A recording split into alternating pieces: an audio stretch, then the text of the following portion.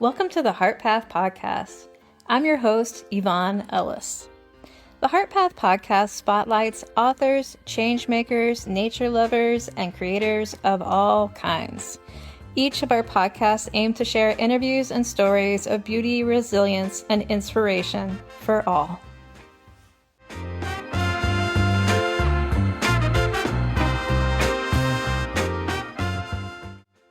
Thank you for listening to the Heart Path Podcast. This week's guests are Joshua Eric Williams and Kimberly Smith Williams. Joshua is an award-winning American poet, artist, and nature writer, holding both an MFA in poetry and an MA in nature writing from Western Colorado University. And Kimberly is a nature-based personal essayist, humorist, and speculative fiction writer who holds an MA in English literature from the University of West Georgia and an MFA in nature writing from Western Colorado University.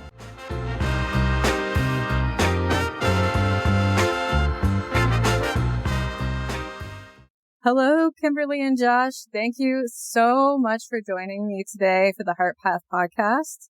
I am so excited to talk to both of you. This is our first couples podcast. So I'm wondering how you two met. He's looking at me because he wants me to talk first, which I like to do. But thank you so much for having us on here. We're excited. So how did we meet? We both attended the University of West Georgia in Carrollton, Georgia. For undergrad. And that's where we met. We were there at the same time. And so one day I was walking home and it was just the coldest February down here. It was really cold. And they closed schools down here because kids don't keep big coats. So I had on several cardigans, a jacket, a thing with a big hood. Like I was bundled up like a snowman. And so I'm walking home and I see one of my friends with a tall guy. So I stopped to chat with her. Then she left and I stayed and talked to him for another couple of hours in the cold. And then after that, I went home. And that was the first time that we met. And we had a connection, but I was dating somebody else at the time. I had a date the next day, and that was way in the past. But yeah, so we were friends, and we didn't really start dating until I broke up with that guy, and I was on the hunt for somebody real cute, you know. One of our first dates was looking at each other's poetry. We were talking about writing together because I wanted to look at his writing before I got serious to make sure he was good, because I can't be wasting any time on somebody I'm going to have to blow smoke up their butt their whole life about they're a good writer. You know, I can't. I'm bad at lying. So that's how we met and got together. Well, we took the Poe class together. Yeah, and when we did start dating officially, we were in a class that focused on Edgar Allan Poe's biography and how that informed his writing. We looked at a lot of scholarly type literature like Derrida, Lacan, and we're getting deep into that. So that's kind of the core of our relationship, is that we can go really deep on a subject and talk seriously, but it's still very fun. Yeah, it was an individual authors class that focused on fiction and poetry. That's awesome. So were you both studying English or literature at that time? What were you majoring at that time? Yeah, it was English for both of us. And I ended up going to sociology sometime thereafter because I was really interested in like social implications of language at the time, society's influence on what we write, how we write.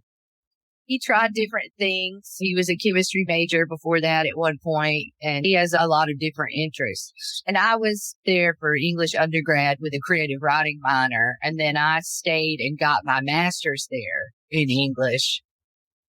Wonderful. I love it. So what is it like to write together? Do you have separate rooms that you write in? How do you do this? How do you keep writing as a couple?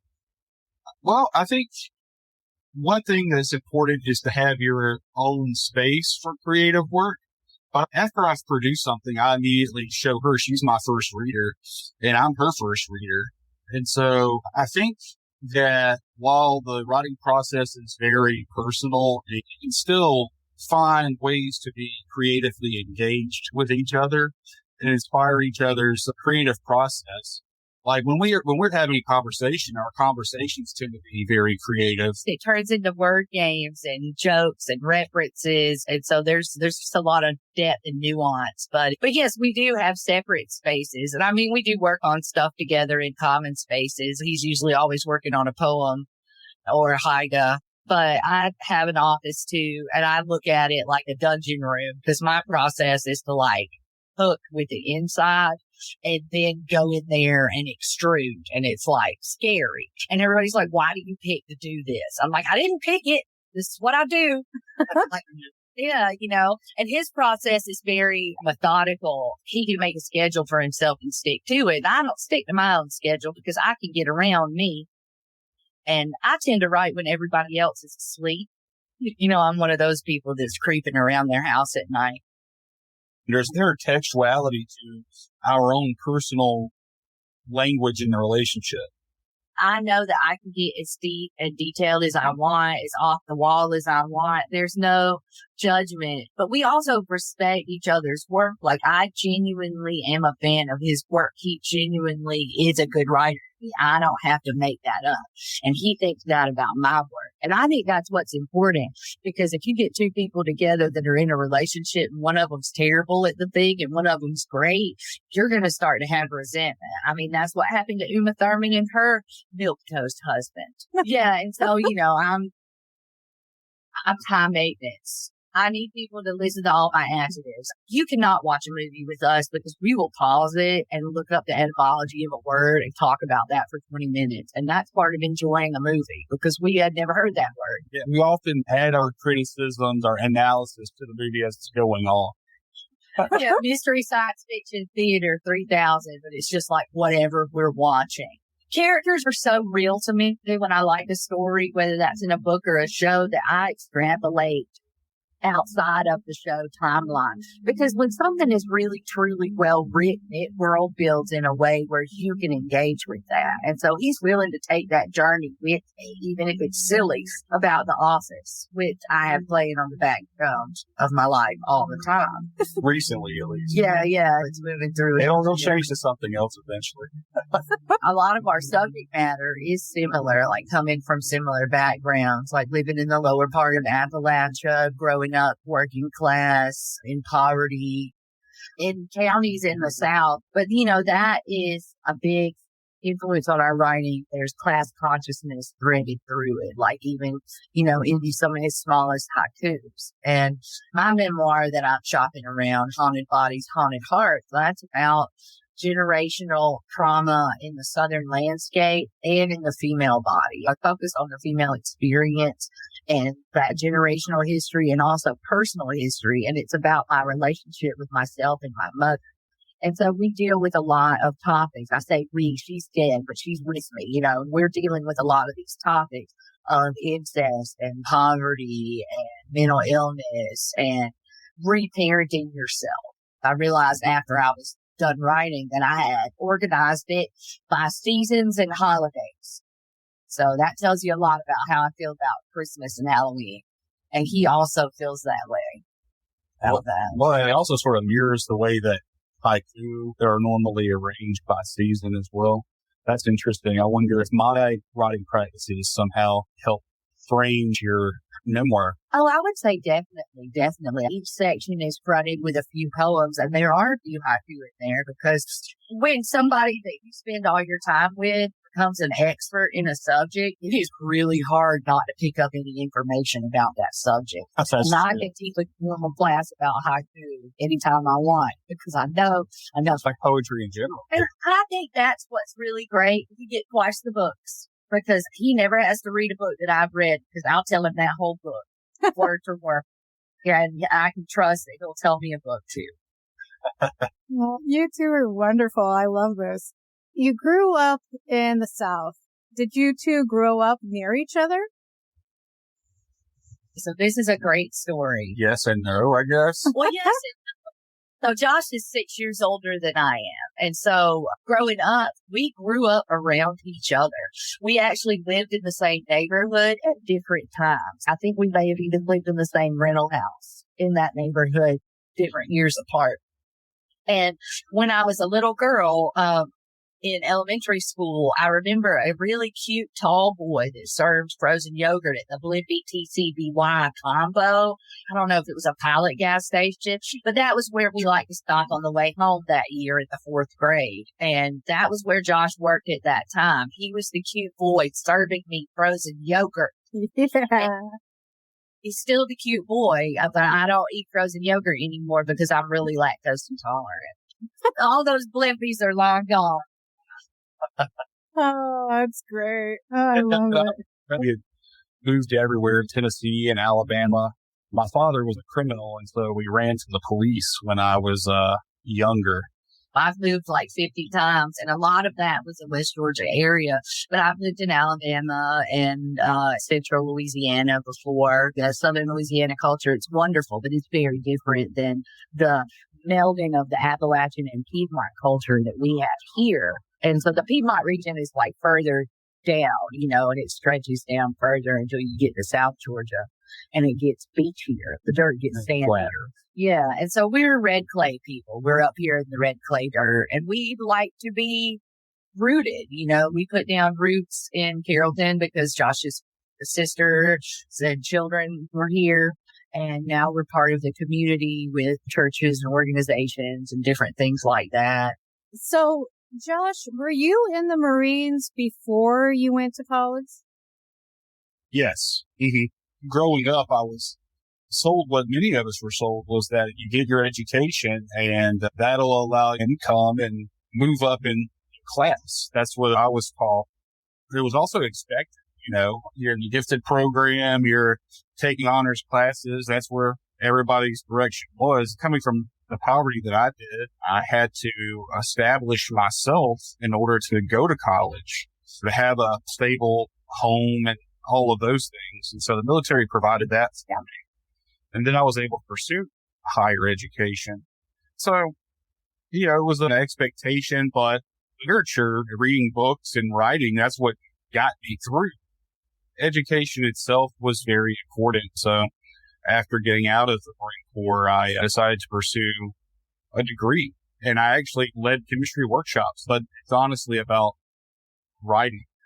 My ideas about life's ultimate purpose of life is intimately tied with the way that I write about the world, the divine, and communicating that. Wow. So, did you write when you were a kid? Did both of you write when you were kids? Oh, yeah. Yeah, I did. My mom had an 8th grade education and then went to nursing school later in life. But she always valued books, knowledge, science, education. Society for women in that time was worse than it is now in a lot of ways. And she wanted to be an archaeologist, and that was not a possibility for her. School was a huge deal to me. I never understood why everybody played so much. I was just like, where are the books? What is this?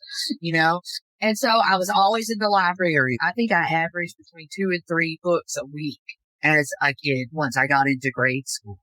And I was always writing something, and I was sold the same dream. My parents made it very clear, you got to figure it out. So I got several scholarships. I got a Hope Scholarship. I was offered free tuition at Young Harris University, Grinnell University. Harvard reached out, but I knew that if I left home, I would never be able to come back. There would never be any money to come back. I'd never been away from home, and I did not know what that would be like. And my parents had a lot of health problems, so I became in-home care for my mom at that time and chose to go to the University of West Georgia because it was very close. And I originally went in as a nursing major, creative writing minor, because I thought I needed to make some money.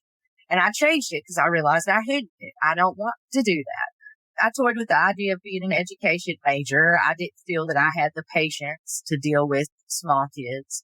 I feel different now, but I'm older now and I have more patience, And so I ultimately decided to focus on creative writing because that's what would make me happiest. And I figured that I would be able to be a professor. My master's program funneled me into being an instructor, and I've taught some courses. I enjoyed tutoring more, but I ultimately had to leave academia because I started experiencing what I found out later was autistic burnout. I didn't know that I was autistic at that time. And so it took me some while to recover, and then I was able to get my MFA. But a lot of people don't know that only 15% of autistics can hold a job or finish a degree program. And Josh is autistic as well. He just doesn't publicize it as much as I do, but I talk a lot more, just fluently. I don't know. It feels like rain. It feels like water, and it's just coming, And so I struggle with certain things. Like writing the book wasn't as hard as writing the cover letter for the book to send that out. And I feel like other people might feel like the book is worse, but the cover letter makes me have a panic attack. Not a big one, just a little one. I'm all right. Neither of us were diagnosed with autism until we were adults.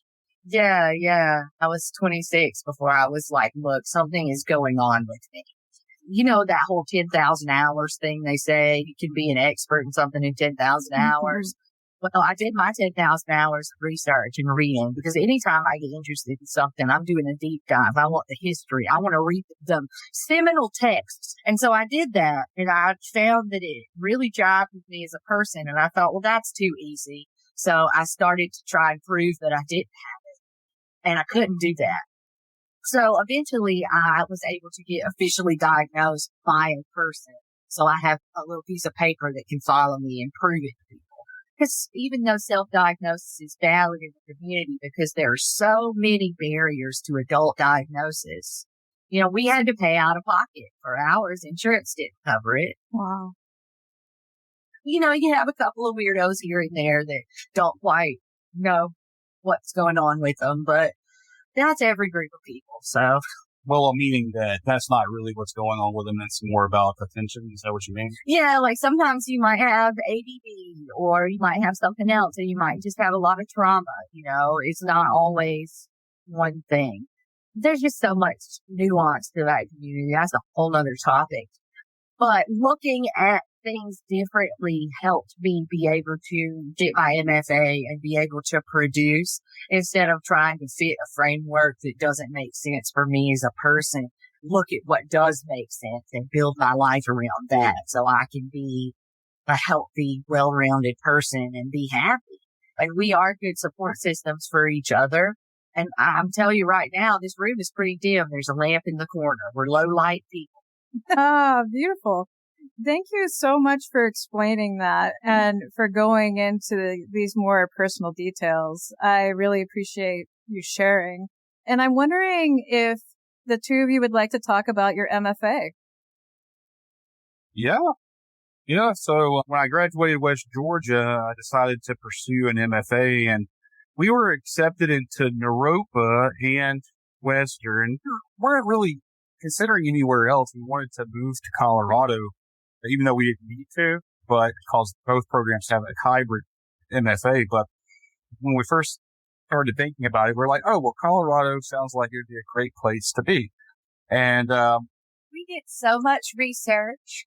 We secured employment there. We secured a place to live. Like we did all the research about altitude sickness and everything. And then when we got there, oh my God, it's so dry.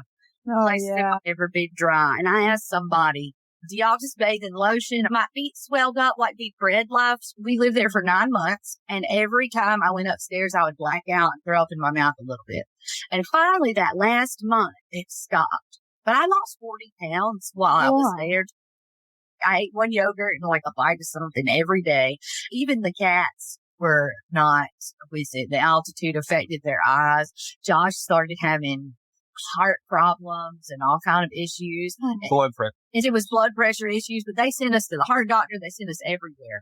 And eventually a nurse told him, hey, you're probably just going to have to move. And then when we did leave and we moved back, once we got to a lower altitude, a headache I didn't know I had went away. So we had to come back down here. Yeah. And there's oxygen for us. But the program itself at Western was top notch. I originally went there for formal poetry because during that time, David Rothman was running poetry, and that was a really good basis for understanding the fundamentals of poetry.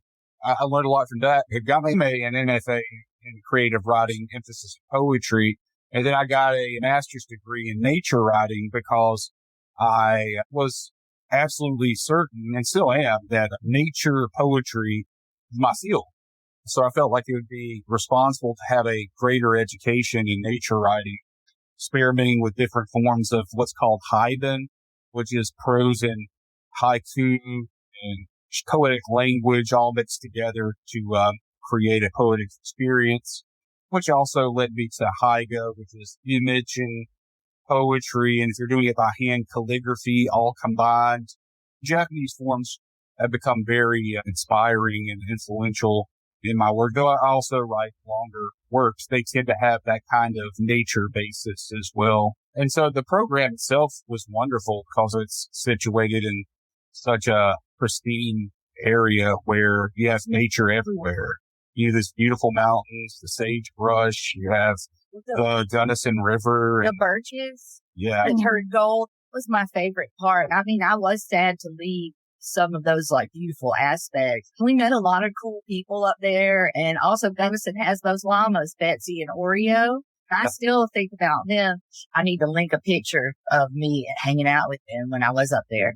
But here, I really think that the nature writing program added so much more to what we already have collected as people, what we've read and what we've written. And it put it all in conversation, not just the writers we were exposed to and the new material, but the lenses, ecology, and all of the other things, like the kind of trauma narratives that are implicit with the rape and devastation of the earth. I got my MFA in nature writing, but that's something that's always been common to our work because we're very place-based, and it's always been a thing. And my thing is I'm an animal, I'm just an animal. Yeah, and we're all intricately tied to the planet. We are bound to our environment. It's an extension of ourselves. Sure, we could put on a spacesuit and go out into outer space temporarily, but what are we making those things out of? Out of the environment. Mm-hmm. Whether you're writing an essay, poetry, or whatever, you're expressing that intimate tie, what we come from, our natural world, and that leads us to the divine. Mm-hmm. So expressing your environment, place, and all of those things, even your humanity, is a way of also talking about the divine world. Well, yeah, when you read a text and you engage with it and it makes you feel things, like Stephen Dobbins said, a poem's a little machine that you make, and then when somebody reads it, that machine operates and the steam comes out. So when you leave something like that, somebody else can engage with it, and it's like an artifact from a different place and time, even if it's modern. And that is a journey to the divine. When something has this universal effect and everybody can understand and feel it. I don't know. I can't think of a great book example right now, but think about stand-up comedy from all across different cultures. You're going to soon learn that everybody's got an overbearing mother. There's a universal quality that links us all. And a really good book or poem will do that. Brady Sweetgrass. Yeah, Brady Sweetgrass. And we recently reread Serviceberry. So that's a really good one. I know those are both Robin Wall Kimmerer, but you can't talk about her enough. So. She's so good. My love of nature is also an expression of my own ancestry. It's a way of me performing ceremony in the form of art, of writing, and connecting to ancestors that I never met, but who still inform my lives. I'm pretty sure that I have Native American ancestry, Saponi, Cherokee, and Lumbee. Being out in the natural world puts me in communion with that part of my family tree. I love that. What is it about Japanese text that inspired you to write haiku? I had an elementary school teacher who taught haiku to us, but it was in the standard 5-syllable, 7-syllable, 5-syllable format.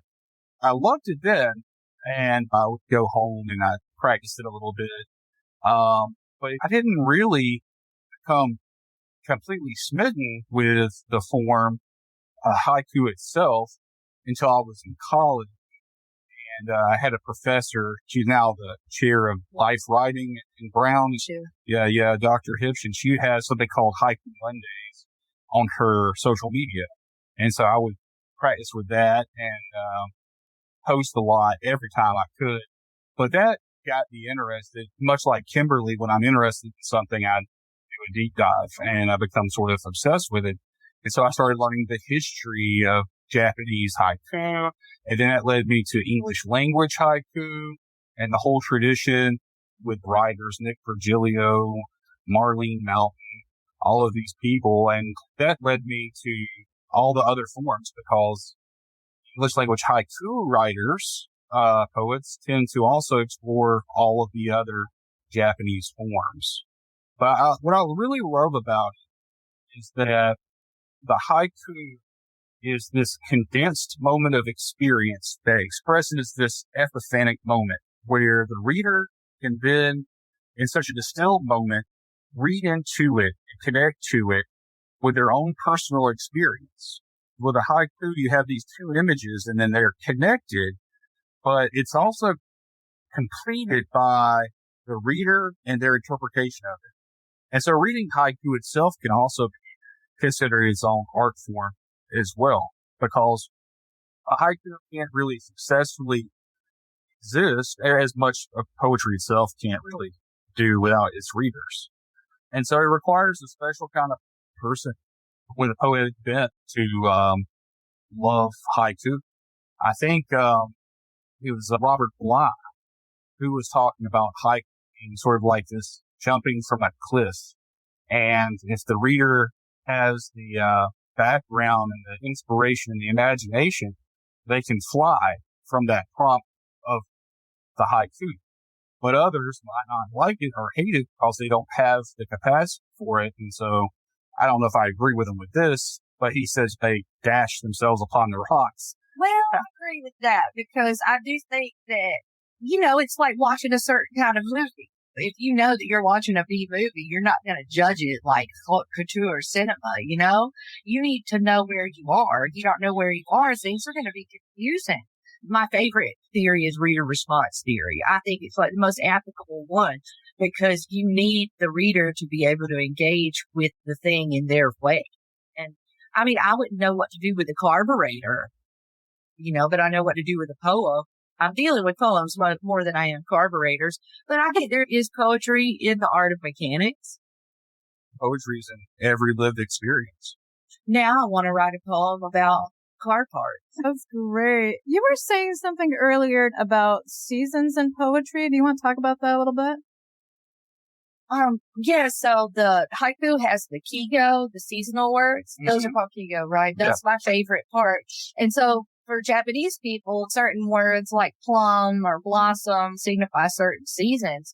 So when you're looking at that through the American lens, the Southern lens, there are different things for us that signify the seasons. The dogwood blossoms, the peaches, the wet red mud that tracks all the way into your house. So when I was looking at the essays to arrange them in my memoir, I realized so many of them were seasonally based. And so I was like, well, let me put them in order.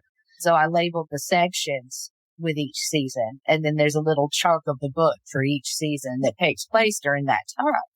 It follows the chronology of my life in a way where I grow through it. And each section is also fronted with poetry that's applicable to that section. The spring section is very Easter heavy and about the labor of women generations past, like all of the big swollen cracked knuckles and strong arms of all the grandmothers stretching all the way back who were making everything to create that time. And women make the holidays, make the house run, the family run. Sometimes you orchestrate what the men do, depending on what kind of husband you have. And I know that my mom made choices so that she could be in control of things because her childhood made her feel so out of control. She was in the baby boomer generation. So it was a whole thing. And so one of my Christmas essays is a Southern cornbread dressing. And it's the actual recipe that we've used for generations. It comes from a specific cookbook. So if somebody wants to publish my book, y'all will get that dressing recipe. Yes. my grandma had a lot of sisters and they'd all make dressing, but somebody would approach my mom and go, which one's your mama's? Because that's the one they would eat. She was the best savory cook in the family. And so that was something my mom wanted to live up to. And so at one point, my grandmother died and we lost this cookbook. And because of how I am with reading, I was the only one that remembered the numbers in the recipe. And so I was the recipe. Whoa. I have that cookbook now, and it's dirty on the inside, and that recipe has my grandmother's handwriting to multiply it by 9, because that's how much dressing we used to need to make, was 12 pans of dressing. Oh, my goodness. So many people, Christmas. Yeah, and then when your grandma dies, nobody cooks anymore. It's common to a lot of families. You know, there's like glue there. And, of course, it's explained in depth in the book, but it's just a lot of interesting trauma that I think is reflected in other people's families. I really feel that all families have trauma in some way, even if it's mild. And if you think that your family doesn't have anything, I guarantee that there are people in your family that tell stories about you and your family. Like, y'all are the ones doing it. That's what I always say. Yeah, there are all kinds of levels of trauma in your memoir. You have the trauma experienced by class, and then by sex, then familial trauma that's based out of class, but also based out of abuse. Yeah. So my mother had these 2 grandmothers, and this is a big part of the book, is these 2 types of femininity. One grandmother lived in the city and baked and had beautiful, perfect nails and was so sweet and gentle. And the other grandmother had a dirt swept yard, wasn't afraid to pee in it in front of people, smoked out pipe, and would smack her husband in the face across the table if he talked back to her. And she had a bunch of kids. And so her house was actually featured in a magazine when my mom was growing up. It was one of the most haunted houses in Georgia. Wow. And it haunted. There was footprints in the house that you would see that didn't belong to anybody, and all the children would be scared. All the cousins would be in one big bed under a quilt. And so she enjoyed those 2 types of femininity. And that was how I was raised, that you could be dainty and pretty and wear earrings, but that you needed to be able to get your hands dirty and take care of stuff, that you shouldn't depend on men to take care of you. And my mom was very distrustful of people because she had a lot of things happen to her in her life. And her parents were not a good support system. They were not a good safety net for her. They exerted a lot of control over her life, which, you know, affected what she did with my brother and myself. We could have had a house of our own different times, but my mom would let that go so she could go do something for her parents. So those layers of trauma are there. Her struggles with her undiagnosed autism, because now looking back, all the women in my family generationally were so autistic. Like my maternal grandmother, when she was working back in the 60s and the 70s, she was a bill collector for the Teamsters Union. And nobody wanted her to call you because she was the biggest old bitch around. Rack you down and really just bother you until you couldn't take it no more. So they tried to deny her some of her pension when she retired from them. And they said, you started this day. And so she went back in all her notebooks and her cabinet. She had all of her pay slips from those first 7 years that they tried to deny. She said, here, well, here you go. Give me my money. And she got her money. Woo! She was on the governor's call list because she used to call the governor all the time when she was alive and fuss about things that she didn't like. And I wish I had the news clip, but in the early 2000s, my grandparents' land, they were on a land lease with a hunting club in Pawnee County. That's where they live. And subdivision company got their land, and they fought really hard. It was a whole little man, big man situation, but they had my grandmother in the courthouse with her little oxygen bag and her perm, fussing out this politician to his face. And what's funny is before we ever knew each other, I remember her grandmother on the news because the woman was so funny. She was so aggressive and so irate that I remember that clip on the news. Is she the one that used to pee in the yard? No, this is my mom's grandmother. Okay, So, okay. I will tell you that my grandmother could pee in the yard without getting herself dirty. And I always found that like so magical as a woman. We were somewhere one time and our car broke down and we were getting it towed. And she was like, well, I got pee. You keep a watch. And so I was keeping a watch. I don't know what I was supposed to do. If somebody came up, I would have just been like, well, she's peeing. I mean, I'm just going to have to hold my pee all my life. And I can't do it. And so my family's very open about that type of thing. So my writing's very open about it. And I've realized as an adult, everything that's like kooky is an autism trait. But, if you can't talk about body functions, where's the fun in life? We all have body parts and we should all just double down on that and enjoy it. Yeah. Yeah. I mean, why not? I used to lead groups outdoors and I would have a talk with all of them at the beginning of the day about the facilitaries